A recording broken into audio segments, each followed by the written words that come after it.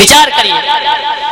एक पति ने अपनी पत्नी को डांटते हुए कहा, अरे तुझ जैसी औरत की शादी तो किसी गधे से होना थी, कोई गधे से तेरी शादी करता तेरा बाप। बोले तू चुप रहे, मेरा बाप समझदार था इसीलिए तुझसे शादी कर दी है। ध्यान रखिए, विचार करें।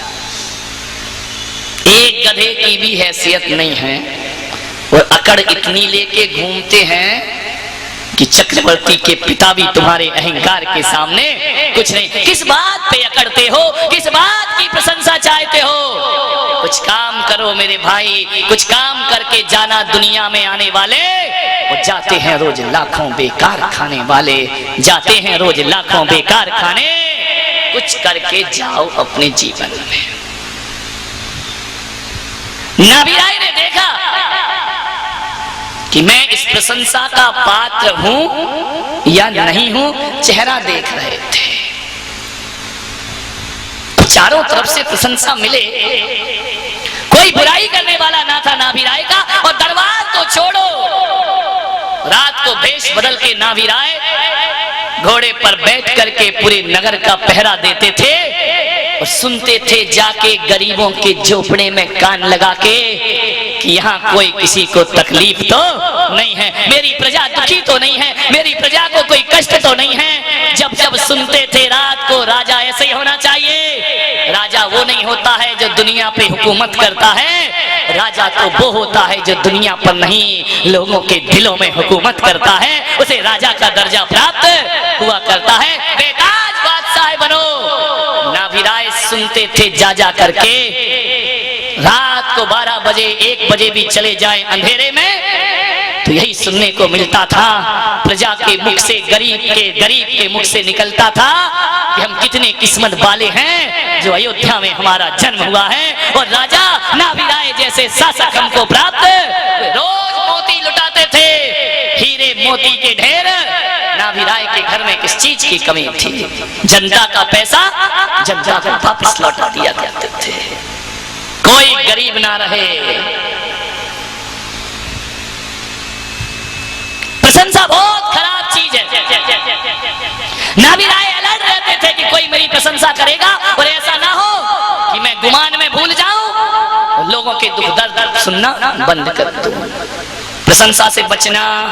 मैं कहता हूं कोई तुम्हें गाली देता है, तुम्हारा अपमान करता है तो वो इतना बड़ा दुश्मन नहीं है। वो जो वटरिंग करता है ना, मक्खनबाजी करता है, वो तुम्हारा सबसे बड़ा दुश्मन हुआ। मेरे पास भी लोग आते, पैर दबाते, हाथ दबाते, बार बार प्रणाम करते, चरणों की धूल माथे पे लगाते। एक आदमी मेरे पास आया, बोले तेरे चरणों की धूल बाबा चंदन गुलाल बने। एक मेरे पैर साफ कर रहा था, एक ने कहा कि बाबा तेरे चरणों की धूल जो मिल जाए किस्मत ही। एक दिन पैर साफ कर रहा था, मैंने कहा दे दे यार इसको ये धूल। जैसे ही दी, बोले ये क्या है? मैंने कहा क्यों, तू तो कहता चंदन गुलाल बने। अरे महाराज वो भजन है, ये धूल कौन लगा? ध्यान रखिए, विचार करिए। आदमी बड़ा दोगला आदमी है, बोलता कुछ है और होता कुछ है। विचार करिए, आप सोचिए। एक आदमी मेरे पीछे लगा रहा, बड़ा बटरिंग बाज, डायलॉग बाज था। ज्यादा प्रशंसा भी शक होने लगता है कि आदमी बटरिंग कर रहा है या प्रशंसा कर रहा है। अरे मेरी इतनी प्रशंसा ना करो कि मुझे तुम्हारी प्रशंसा पे शक होने लगे। ध्यान रखिए, इतनी प्रशंसा करता मेरी, बोले मैं आपके चरणों की धूल हूं, मैं आपके चरणों की धूल हूं, जहां भी आए चरण रज हूं मैं आपकी। मैंने कहा यार ये जहां देखो वहां पकड़ लेता है, मैं आपके चरणों की धूल, चरणों की धूल। एक दिन सब लोग बैठे थे, मैंने कहा ये आ गया फिर वही डायलॉग बोलेगा। उसने बोला कि महाराज मैं आपके चरणों की धूल हूं। मैंने कहा बिल्कुल सही कहा रामलाल, मैं भी तुझे इसी लायक समझता हूं, मैंने तुझे सिर का मुकुट कभी समझा नहीं। अरे जैसे ही सुना चेहरा पीला पड़ गया, महाराज ये क्या बोल रहे हो? मैंने कहा तेरी औकात धूल से ज्यादा कभी हो भी नहीं सकती है और मेरी नजरों में तेरी औकात यही है। उस दिन के बाद नहीं बोला रामलाल की चरणों की धूल। ध्यान रखिए, आदमी बोलता कुछ है और होता कुछ और है। संभल के रहो ऐसे लोगों से। अरे क्या मिलिए ऐसे लोगों से जिनकी हसरत छुपी रहे और नकली चेहरा सामने आए, असली सूरत छुपी रहे। ध्यान रखिए, ये चेहरे बहुत भोले हैं, ये चेहरे बहुत भोले हैं, सच मानो तो बारूद के गोले हैं। ये चेहरे बहुत, ये चमचमाते सोने के घट, इनके भीतर जहर भरा हुआ है, ध्यान रखिए। अरे जब भी मिलो किसी आदमी से तो बड़े सोच समझ के मिलना, क्योंकि एक आदमी में छिपे होते हैं हजार आदमी, ध्यान रखना। आज कुछ है और कल कुछ और हो जाएगा। जो ज्यादा लौटता है ना चरणों में, समझना खतरा उसी से है। कई होते हैं चिपकू चेले, रात दिन चिपके रहते हैं महाराज से, इसकी बात इस कान में डाली, उसकी बात उस कान में डाली, वो ऐसा कह रहा, वो वैसा कह रहा, ऐसा। कई मेरे पास आते हैं, दूसरे महाराजों की बुराई करने लगते हैं मेरे कमरे में बैठ के, फलाने सागर का ये चल रहा है, अमुक माता जी का ये चल रहा है। अरे कोई मजा नहीं आ रहा है, आपके चतुर्मास में मजा आ रहा है। मैं समझ जाता हूँ ये बटरिंगबाज है, ध्यान रखना। इतना तो 18 साल में मैं जान गया हूँ, और इतना तो समझ गया हूँ, जो दूसरे साधु की बुराई मेरे कमरे में कर रहा है, कल मेरी बुराई उसके कमरे में जाकर के जरूर करेगा। सावधान ऐसे लोगों से। जो आज हमारे कमरे में दूसरे साधु की बुराई करता है, वो आदमी मुनि भक्त नहीं हो सकता है, वो कल हमारी भी बुराई करने को तैयार है। ऐसे लोगों से बच के रहना बाबा, नहीं तो जिंदगी बर्बाद कर देंगे ये लोग। वो ये सोचते हैं कि दूसरों की बुराई करके हम महाराज के खास बन जाएंगे, हम महाराज की नजरों में चढ़ जाएंगे। ध्यान रखना, इतना तो महाराज भी जानते हैं। लोग कहते हैं महाराज फलाना आदमी आपसे जुड़ नहीं रहा। अरे तो तुम्हारे पेट में क्या दर्द हो रहा है, जुड़े या ना जुड़े? अब बताइए। एक आदमी ने पूछा, एक संत ने मुझसे पूछा, आपके कितने भक्त हैं? अरे मैंने कहा भाई क्या मतलब है तुम्हें भक्त से? ये बोलो, ये मत पूछो कि मेरे भक्त कितने हैं, ये पूछो कि मैं अपने भगवान का भक्त कितना हूँ, मैं अपने भगवान के पुजारी कितना, मैं कितना सच्चे दिल से भक्त हूँ। अब बोलो कितने लोग आते हैं पंडाल में? तेरे की इसी में लगी जिंदगी है। अरे मैंने कहा भाई मैं संत हूँ, मैं कोई गरड़िया नहीं हूँ कि रोज अपनी भेड़ें गिनते रहूं कि आज कितनी भेड़ आई और कल कितनी भेड़। ये भीड़ भेड़ों की है, ध्यान रखना। मैं कोई चरवाहा हूँ जो रोज गाय गिनूं बैठ करके कि आज कितने आए और कल कितने आए? मान्यवर, ये काम साधु संतों का नहीं हुआ करता है। साधुओं को क्या मतलब है, हजार भीड़ आए, चाहे 100 आए, चाहे 10 आए, क्या लेना देना है अपने पिन से। अपनी ड्यूटी इतनी है कि जिस समाज की रोटी लेते हो उसे सही मार्ग दिखाइए, ये हमारी ड्यूटी है। और ध्यान रखना, सच्चा वही आदमी होता है जो अपनी ड्यूटी को ब्यूटी बनाने की कला जाना। ये मेरी कला है। मान्यवर ध्यान रखिए। एक बहुत बड़ा मूर्तिकार हुआ, इतना अच्छा कलाकार था, यदि आप कहो कि मेरी मूर्ति बना दो तो ऐसे ही बनाता था। ऐसा हुनर था उसके हाथ में कि आप खुद धोखे में खा जाएं कि मैं खड़ा हूं या मेरा पुतला खड़ा हुआ है। इतनी सुंदर मूर्ति बनाता था, बहुत बढ़िया मूर्तिकार था। एक दिन क्या हुआ, मूर्तिकार के मन में आया कि मैं इतनी अच्छी कला मेरे पास है और एक दिन मैं मर जाऊंगा तो ये कला मुझसे छिन जाएगी। किसी वकील के पास पहुंच गया। अब वकील के पास जाओगे तो बंटा ढार तो होना ही है अपने जीवन का। वकील के पास गया, वकील ने सलाह दी, एक काम कर, मौत तो जरूर आएगी, तू मौत को भी धोखा दे सकता। अरे बोले मौत को धोखा दे सकता हूँ? बोले हाँ। बोले बता कैसे दे सकता हूँ? बोले जब तेरे अंदर इतनी अच्छी कला और इतना अच्छा हुनर है तो ये काम कर, अपनी जैसी 6 मूर्तियां और बना ले, और जब यमदूत तुझे लेने आएंगे तो एक क्षण को वो भी घबरा जाएंगे कि असली कौन है और नकली कौन है। अपने जैसी 6 मूर्तियां बना ली नादान ने। यमराज ने यमदूतों को कहा कि जाओ, अब फलाने मूर्तिकार के आने का समय हो गया है। जैसे मूर्तिकार आए, जैसे यमदूत आया, उसने कहा यार ये ब्रह्मा जी ने डाई गड़बड़ कर दी है। एक जैसे 7 आदमी कैसे पैदा कर दिए हैं? 6 मूर्तियां और 7वीं जगह खुद वह आदमी खड़ा हो गया मूर्तिकार। एक जैसे 7 कैसे बना दिए हैं? अरे कुछ ना कुछ फर्क तो दोनों में होना था ना। कहते हैं कि 10 मिनट तक यमदूत रुके और लौट करके वापस चले गए। यमराज ने कहा खाली हाथ आए हो? बोले हाँ यमराज, ये पहली बार हुआ है कि हम किसी को लेने गए और खाली हाथ आए। यमराज ने कहा ये हमारी परंपरा तुमने तोड़ी है, हम जिसके घर जाते हैं तो लेकर ही अपने साथ आते। क्या करें यमराज, ये ब्रह्मा जी की कुछ आदमियों से सेटिंग हो गई है। बोले क्या सेटिंग हो गई है? बोले ब्रह्मा जी ने एक साथ एक जैसे 7 आदमी पैदा कर दिए हैं। बोले ऐसा कैसे हो सकता है? यहाँ तो एक आदमी पैदा करने का ही संविधान है। अरे थोड़ा बहुत मिलता है, चेहरा कलर मिलता है, लेकिन थोड़ी बहुत कमी तो कहीं ना कहीं रख देते हैं। ब्रह्मा जी ने कैसे गलत कर दिया? यमराज ने देखा अपने ज्ञान से, बोले गलती ब्रह्मा जी की नहीं, गलती यमदूतों तुम्हारी है। बोले क्या हुआ? अरे बोले वो 7 नहीं है, वहां एक जिंदा है और 6 मुर्दे खड़े हुए। तो बोले हम पहचाने कैसे? वो तो बिल्कुल अटेंशन में खड़ा है, किसे ले आए हम उठा करके? यमराज ने कहा एक मंत्र देता हूं तुम्हारे कान में, और जाके वो मंत्र पढ़ना, जो असली होगा वो सामने निकल के आ जाएगा। बोले ऐसा कैसा मंत्र है? बोले जाके पढ़ देना। मंत्र दिया, यमदूत फिर गए और यमदूतों ने कहा कि वाह रे कितनी सुंदर मूर्तियां हैं, अरे इतनी सुंदर मूर्ति है, ऐसा तो हमने कभी कोई इंसान भी नहीं देखा है। अरे ब्रह्मा जी की कला से भी बड़ी कला उस मूर्तिकार में होंगी जिसने इतनी सुंदर मूर्ति बनाई है। अरे काश हम उसे देख पाते। अरे जिसकी मूर्ति इतनी सुंदर है वो कितना सुंदर नहीं होगा, काश वो देख पाते। लेकिन दुख इस बात का है कि हम लोग उससे मिल नहीं पाए, वो दुनिया में नहीं है। अरे कौन है जिसने ये मूर्तियां बनाई हैं? इतना सुना कि भीतर से आवाज आई, ये मूर्ति मैंने बनाई है। यमदूतों ने कहा चलो हमारा रास्ता आसान हो गया। आदमी सब कुछ भूल गया, अपनी प्रशंसा को बर्दाश्त नहीं कर पाया, और काश प्रशंसा ना सुन लेता चुपचाप, तो यमराज को भी मुश्किल पड़ जाता, मृत्यु भी हार जाती उससे।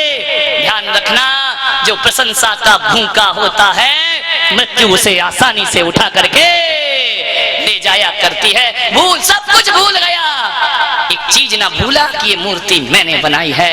कहते हैं कि यमदूत उसे उठा करके यमलोक ले गए। मान्यवर, प्रशंसा से बचो। नाभिराय ने दर्पण में देखा, क्या मैं इस लायक हूं या नहीं हूं? 2 घटना घट गई उस दर्पण में। पहली घटना घटी कि नाभिराय का मुकुट झुक गया।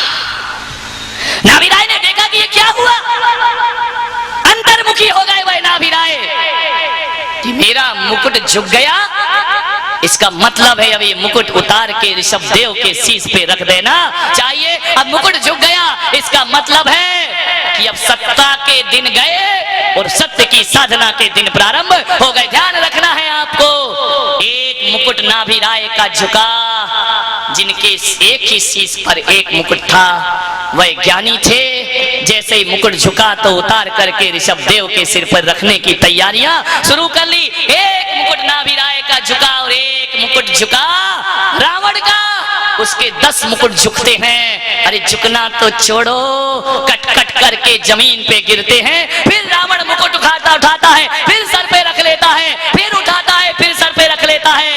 अज्ञानी मुकुट को बांध के रखता है और ज्ञानी देखता है कि झुकने लगा तो मुकुट उतार करके सत्य की साधना में निकल। राजा नाभिराय ने कहा अब ये मुकुट पहनने के दिन गए, अब तो ऋषभदेव के शीश पर यह मुकुट रख देना चाहिए। मान्यवर, राज तिलक की तैयारियां हुई। अब अयोध्या के भावी सम्राट राजा ऋषभदेव होंगे। नाभिराय की जीवन अब साधना का जीवन बन चुका है। मान्यवर, आपसे निवेदन है, ये कथा केवल नाभिराय की नहीं, आपके और हमारे जीवन की भी कथा है। आपके मुकुट भी झुके, उससे पहले घर गृहस्थी, बच्चे और बहुओं को सौंप देना चाहिए। तुम्हारा बुढ़ापा शांति से कटेगा, तुम्हारा जीवन शांति से कटेगा। अरे ऐसा बुढ़ापा मत मनाओ, ऐसी जिंदगी मत बनाओ कि दौलत के लिए तुम्हारे बच्चों को तुम्हारे मरने का इंतजार करना पड़े कि जब तक ये मरेंगे नहीं तब तक हमें दौलत मिलेगी नहीं। बच्चों को इंतजार मत कराइए अपने मरने का। अरे बच्चा जब अपने बड़ा हो जाए, बहू आ जाए, नाती पोते हो जाए, तो कहना कि बस हम घर गृहस्थी से नाता तोड़ते हैं। आप जानो, आपकी दुकान जाने, आपकी फैक्ट्री जाने, अरे जितना बन सका हमने खूब किया। अब धर्म ध्यान करो और आने वाली जिंदगी को सार्थक करने का प्रयास करिए। मत चिपके रहो घर में जोक की तरह, छोड़िए ऐसे घरों को। बुढ़ापा यदि सम्मान से जीना है तो घर गृहस्थी का भार बच्चों के कंधों पर रख देना चाहिए। जीवन भर अपने सिर पे कब तक लेकर ढोगे? बहुत तो कर दिया भाई, पढ़ा दिया, लिखा दिया, फैक्ट्री खुला दी, मकान बनवा दिए, शादी कर दी, बच्चे हो गए, अब तो जिम्मेदारियों से हाथ जोड़िए। अरे मेरे भाई, जब बुढ़ापा आ जाए और शांति चाहिए तो माल छोड़ो और नमोकार की माला हाथ में ले लेना चाहिए, तुम्हारा जीवन साथ। लेकिन आदमी इतना होशियार है, एक हाथ में पकड़ता है माला, नमो हरियंताड़म नमो सिद्धाड़म, एक हाथ में माला है और दूसरा हाथ माल पर हुआ करता है। अरे भाई, माल छोड़ और माला फेर, तेरा जीवन सार्थक। क्या घर गृहस्थी में उलझे रहते हो? छोड़िए ये सब चीजें। बेटे की दुकान नहीं चल रही, बाप परेशान है। अरे तुम काहे को परेशान हो? उसका अपना वो चलेगा, अपना धंधा वो करेगा, तुम तो शांति से हरि भजन करो, भगवान का नाम लो, जीवन को सार्थक करो। राजा नाभिराय ने देखा कि मुकुट झुक रहा है, उतार कर ऋषभ देव के सिर पे रख देना चाहिए। भीतर का देवता पुकार उठा नाभिराय का कि चलो अब सब छोड़ो और भगवान की साधना में जिंदगी बिता दीजिए। बुजुर्गों से निवेदन है, बुढ़ापा आ जाए, घर गृहस्थी से मुक्त हो जाओ, जाओ सम्मेद शिखर की यात्रा करो, गिरनार की यात्रा करो और इतनी दौलत अपने पास रखो, जाओ किसी साधुओं का सत्संग करो, साधुओं की सेवा करो, पुण्य का अर्जन करो। ये जन्म तो भोगों में बीत गया, आने वाली जिंदगी को सुधारने का प्रयास करिए, यही शांति का उपाय है। और रात दिन घरों में बैठे रहोगे, परिवार में ज्यादा इंटरफेयर करोगे, तुम भी अशांत रहोगे और परिवार भी अशांत। साधे अपने मन की शांति को, आपके मुकुट भी झुक रहे हैं। देखना ड्रेसिंग टेबल में जाके मुकुट झुका है या? अरे महाराज, कहां से देखना, हमने तो मुकुट पहनना ही बंद कर दिया है। पहले के पूर्व बुजुर्ग तो फिर भी पहना करते थे, एक टोपी पहनते थे, अब तो टोपी पहनना भी बंद हो गया है। कोई मुकुट हमारे सिर पे नहीं है। अब कैसे जानेंगे हमारा मुकुट झुक गया? मैं बताता हूं, तुम्हारे मुकुट झुक गए और अभी पता चल जाएगा। इस सभा में जितने लोग बैठे हैं, मुझे दिख रहा है कि 80% लोगों के मुकुट झुके पड़े हैं। कई के तो लटक रहे हैं, लेकिन फिर भी फेविकॉल से चिपकाए जा रहे। ध्यान रखिए, कई मुकुट झुक गए। मैं बताऊं कैसे पता चलेगा? पहले जब दुकान से घर आते थे ना और एक आवाज लगाते थे, पानी लाओ, तो एक गिलास पत्नी लेकर दौड़ती थी, एक गिलास नौकरानी लेकर दौड़ती थी। एक आवाज लगाओ तो 3 जगह से पानी आता था, और अब आवाज लगाते हो तो एक जगह से भी 10 मिनट बाद आए पानी, तो समझना दिल्ली वालों, हमारे मुकुट झुक चुके हैं और हमारी घर में अब हमारी चलती। पहले का जमाना और आज का जमाना, पहले तुमने कहा बहू से क्यों, तो बहू कहती थी यों, और अब आ गया है जमाना बुढ़ापे का ऐसा, तुमने कहा यों और बहू ने कहा क्यों, तो समझना अब तुम्हारा मुकुट झुक चुका है। बच्चे सलाह लेना बंद कर दें, बच्चे बोले तुम चुप रहो, बीच में क्यों बोलते हो, तो समझना कि अब हमारा मुकुट झुक चुका है। अरे दिल्ली के नाभिरायो, उतारो अपने मुकुट और चलो पुलक सागर के साथ, मैं तुम्हें वो मुकुट दिलाऊंगा जो शायद तीर्थंकरों के जीवन में अवतरित हुआ। चलो हमारे साथ, उठाओ झोली, मत लो दीक्षा, मत लो पिच्छी, मत लो कमंडल, अरे ब्रह्मचारी बनो और चलो हमारे साथ। ध्यान रखिए, जो घर बारे अपना तो चले हमारे साथ। जीवन को शांति चाहिए। कोई बात नहीं, नहीं चल सको मेरे साथ, कोई बात नहीं है। अपने घर के ऊपर वाले कमरे में एकांत में भगवान का मंदिर बना लो। मंदिर जाने की ताकत ना हो, एक जिनमानी रखो, माला रखो, भगवान का भजन करो।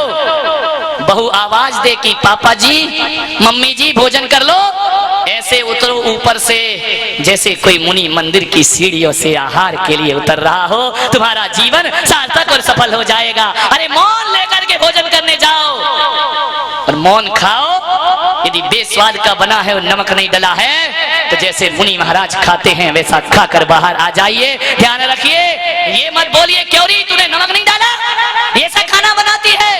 ध्यान रखना, बिना बिना नमक का एक दिन चुपचाप खा लोगे, और जब बहू खाने बैठेगी और सोचेगी यार नमक नहीं था और मम्मी ने कुछ नहीं कहा, कल से मुझे इसका पूरा ध्यान रखना चाहिए, और वह बात उसके हृदय तक पहुंचेगी। डांट फटकार वाली बात नहीं पहुंचेगी। यदि तुम कहोगे क्यों नमक नहीं डाला, वो कहेगी बुढ़िया तू ही डाल लेती। ध्यान रखना, विचार करिए। शांति चाहिए, जो न बने तो घर में रहकर सबसे होए निराला।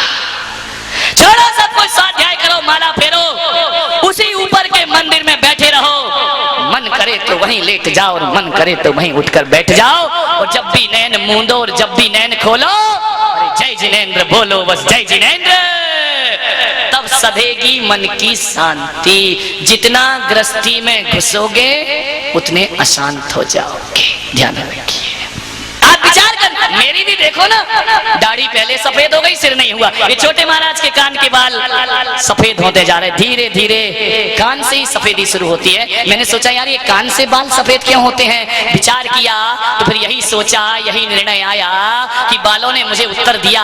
ये आदमी जिंदगी भर इसमें शैम्पू लगाता है, शिकाकाई साबुन लगाता है, लक्स लगाता है। हमारे समय यही चलती थी। अभी कौन सी साबुन चलती है? कौन बोला गाय छा? तुम्हारा जमाना गया। कौन बोला पियर्स?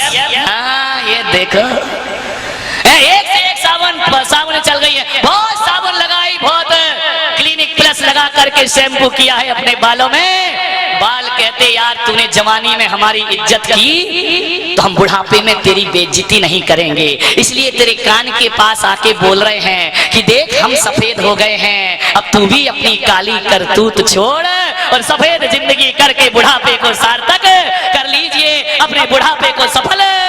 पर काली करनी छोड़ो, हम भी सफेद हो गए और तुम भी सफेद हो जाओ, हम भी पक चुके हैं। सफेद बाल कहता है फसल पक गई है, और पकी फसल को किसी भी दिन काटा जा सकता है, पकी फसल को कभी भी दुनिया से छीना जा सकता। ध्यान रखिए, कान के बाल कहते हैं बुढ़ऊ सुधर जाओ, अब हम आ चुके हैं। ध्यान रखना, हमारे बुंदेलखंड में क्या होता है, जब भोजन करने के लिए बैठो ना तो पहले रोटी आती है, पूड़ी पराठे आते हैं, चावल आता है, मिठाई आती, सब चीज आती, सबसे आखिरी में चावल दिया जाता है। दिल्ली में क्या होता है, चावल पहले या रोटी पहले? रोटी पहले चावल बाद में। इनके यहाँ उल्टा होता है, चावल पहले खाएं रोटी बाद में खाएं। ध्यान रखिए, पहले रोटी आती है, मीठा आता है, रसगुल्ला आता है, मिठाई आती है, आखिरी में चावल। चावल किस रंग के होते हैं बोलो भाई? सफेद रंग के होते हैं और आखिरी में दिए जाते हैं। और चावल आ गया तो इसका मतलब क्या होता है कि पिक्चर की आखिरी रील है बेटा, इसके बाद दी एंड लिखा आएगा, इसके बाद कुछ नहीं मिलेगा। चावल परोस दिए तो इसका मतलब ये होता है अब रसगुल्ले की तरफ देखना बंद करो, अब कोई मिठाई नहीं आएगी, कोई गुलाब जामुन और चमचम नहीं आएगा। चावल आ गया, चावल खाओ, पानी पियो और हाथ धो करके उठ जाइए। ये सिर भी एक थाली है जिंदगी की, और सफेद बाल चावल हैं। वह कहते हैं कि अब चावल परोस दिया गया है, अब बुढ़ापे में ज्यादा नरम नरम तरम तरम गरम गरम छोड़ो और घर गृहस्थी में निगाह मत डालो। चावल आ गया, अब हाथ धो और घर गृहस्थी से ऊपर उठ जाना चाहिए, तब जाकर के जीवन में शांति का अनुभव हुआ करता। ध्यान रखिए, चावल का मतलब है जीवन की अंतिम अवस्था। ध्यान रखो। लेकिन आदमी बड़ा होशियार है, यहाँ बाल सफेद नहीं होते हैं, वहां डाई कराने पहुंच जाता। बूढ़ी बूढ़ी बुढ़ियाएं डाई करा रही हैं, देखो तो ऐसा लगता है ऐसे सज धज के आ रही हैं। और तो और सिर तो छोड़ो, दाढ़ी में भी डाई शुरू हो गई है। पीसी जैन कराया है डाई? बेटा बालों का रंग छिपा सकते हो लेकिन बुढ़ापा कोई छिपा नहीं सकता। कैसे छिपाओगे बुढ़ापे को? महिलाएं तो इतना छुपाना चाहती, बुढ़ापा इतना छुपाना चाहती हैं कि दो महिलाएं ट्रेन में सफर कर रही थी और हमेशा मेरे सानिध्य में एक महिला जागृति मंच बनता है। मैं कहता हूं कि अपनी पासपोर्ट साइज फोटो लगाओ, तो वो फोटो आज की नहीं लगाएगी, 15 साल पुरानी लगाती है, ताकि उसमें बुढ़िया ना दिखे, जवान दिखाई दे। अरे कहां तक छिपाओगे इस बुढ़ापे को मेरे भाई? अरे बुढ़ापा तो आएगा ही आएगा। दो महिलाएं ट्रेन में सफर कर रही हैं, एक 30 साल की होगी, एक 40 साल की होगी। एक ने पूछा बहन बता तेरी उम्र क्या है? 30 साल बाद बोली अभी मेरी क्या उम्र है, अभी तो यही मान लो कि 21 साल की होंगी, देखने में 30 की बता रही 21 का। दूसरे से पूछा तेरा कितनी साल की उम्र है? अरे बोले जब तू इतनी डाउन हो गई तो मैं भी हो जाऊंगी। अरे मेरी उम्र क्या है, अभी तो 16 साल की हुई हूँ। इतने में एक आदमी ऊपर लेटा था, धड़ाम से नीचे गिरा। महिला ने कहा क्या हुआ? बोले तू 16 तू 21, तो मैं तो अभी पैदा ही हो रहा हूँ। ईमान करके चलिए, ध्यान रखिए। अब बताओ, महिलाओं से मैं निवेदन करूंगा कि इतिहास गलत बताने से होगा क्या? उम्र छिपाने से क्या होगा? इतिहास गलत बताने से कुछ नहीं होगा। ये भूगोल तो साफ साफ बता रहा है कि तुम्हारी उम्र क्या हो गई है। हिस्ट्री में मत जाओ, ज्योग्राफी भी देखा करो, चेहरा तो बता ही देगा। कितना भी लगा लो कुछ नहीं होता। बूढ़ी घोड़ी लाल लगाम, अरे लाल लगाम से कोई घोड़ी जवान नहीं हो जाती। ध्यान रखिए, बुढ़ापा यानी पकी उम्र, और पकी उम्र कभी भी डाली से टूट सकती है मेरे भाई। शांति चाहिए। दांत गिरते नहीं, बत्ती सी लगवा लेते हैं। एक दादा दादी मेरे पास आए दर्शन करने। मैंने कहा ऐसा करो भोजन कर लो, ऊपर बना है। बोले नहीं महाराज हम ये नहीं खाएंगे, हम तो बाजार से ला के खा लेंगे। मैंने कहा बाहरी बुढ़ापा बाजार से ला के खाएगा। जैसे ही वहां पर गए, बोले 2 थाली लोगे तो 100 रुपए लगेंगे, और 1 थाली लोगे तो 50 रुपए लगेंगे। दादाजी बड़े होशियार थे, उन्होंने कहा ऐसा करो 1 ही थाली दे दो। अब लेकर के आ गए, वहां खा रहे, मेरी निगाहें पड़ी, दादाजी खा रहे, दादी चुपचाप बैठी है। 10 मिनट तक दादाजी चबा रहे हैं, खा रहे हैं, दादी चुपचाप है। मैंने कहा दादी तू भी साथ में खा लेना, जब 1 ही थाली है, दोनों एक साथ खा के उठ जाओगे। बोले नहीं महाराज 5 मिनट और रुको, इनको खा लेने दो, उसके बाद मैं खा लूंगी। मैंने कहा जब रोटी उतनी ही है तो दोनों खा लो। बोले नहीं पहले ये खा ले, उसके बाद मैं खा लूंगी। मैंने कहा मतलब क्या है? 15 मिनट बाद दादी ने खाया, आधे घंटे लग गए। मैंने कहा 15 मिनट के काम को आधे घंटे क्यों लगाए? बोले महाराज मामला ये है, बत्ती सी एक है। समझ गए क्या? ये खा ले फिर इनकी निकाल के मैं खाऊंगी। मैंने कहा इतना लफड़ा क्यों कर रही हो? अरे दादाजी से कहते कि तुम भी खाओ और चबा चबा के हमको भी खिला दे। जाओ ध्यान रखिए, विचार करें, मान्य रहे। लाख छिपाओ, बुढ़ापा मिटने वाला नहीं है।